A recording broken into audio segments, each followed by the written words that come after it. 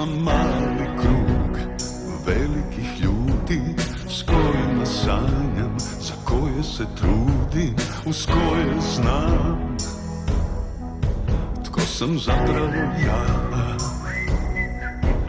Imam čarobnu oazu sred pustinje u kojoj vrelo nikad ne presušuje. Ljubav je prijateljstvo, snaga i čvrsti stisak ruke. Budi im prijatelj i pomozi i ti da se radost i veselje šire centrom Stančić. Kažu da je osmijeh hrana kojom srce treba započeti svaki dan. Podrži kampanju Smiješak za Stančić i dostavi osmijeh štićenicima centra. Sasvim mali krug igle po vinilu, dovoljan da ušutka tišinu. Ne vamo. Koliko ja znam, to se radi za studente nešto, da bi studenti tu bili ili da, ne, da ne bi krivo nešto rekao. Da, jesu studenti. Znači taj centar koji bi se gradio, ta renovacija tog mjesta gdje bi prespavali, znači studenti koji se bave tim, koji bi, znači u principu ideja je da studenti i štićenici centra se druže zajedno. Kako to napraviti? Znači napraviti im negdje mjesto gdje mogu skupa provesti dan i noć i jedni drugi upoznavati, što bi sigurno bilo dobro i za štićenike centra, a i za studente koji u principu žele to raditi cijeli život. I još zadnje pitanje, zašto vi volontirate? A ne znam, jer sam razmišljao o tome na koji način bi se izjasnio. Ajmo puno rečenicu, zašto ja volontiram? Ne znam, tako. Da, volontiram u principu zato da bi, znači, kroz nečiju sreću opet i sebe na neki način usrećiš. Ovo što ja u centru Stančić volontiram, to je nešto drugačije nego volontiranje po gradu, nešto farbati, vidjeti park, neki klupu, a ovdje vidiš ljude koji ti uzvraćaju punim duhom, vraćaju svaku minutu koju mu uložiš.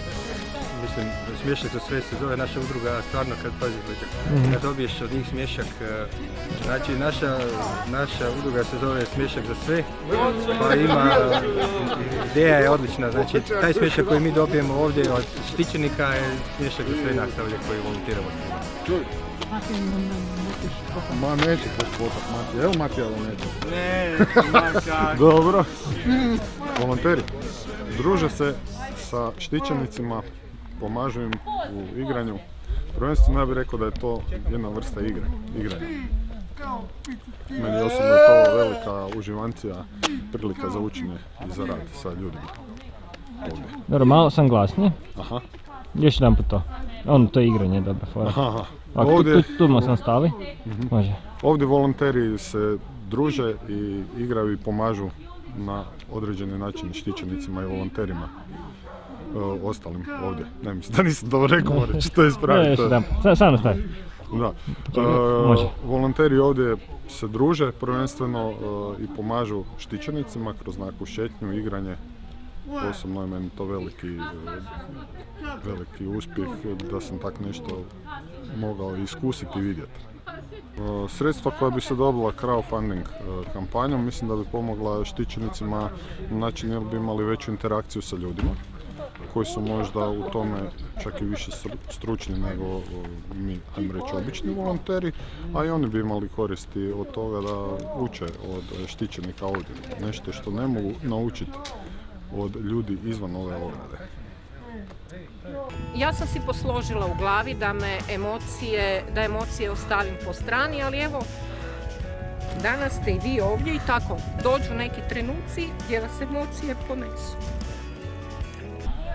Ali nešto možeš, ali nekaj ne možeš. Kako to već ide? Boš vidjela i ti sam. Kad se spojimo,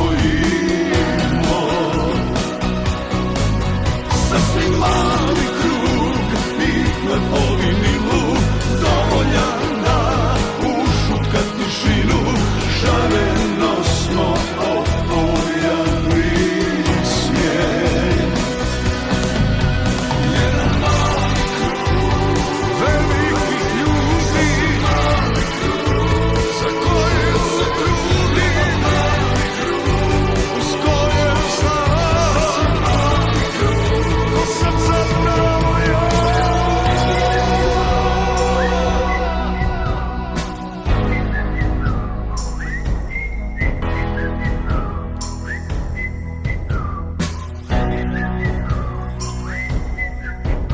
Imam mali krug velikih ljudi s kojima sanjam, za koje se trudim, uz koje znam.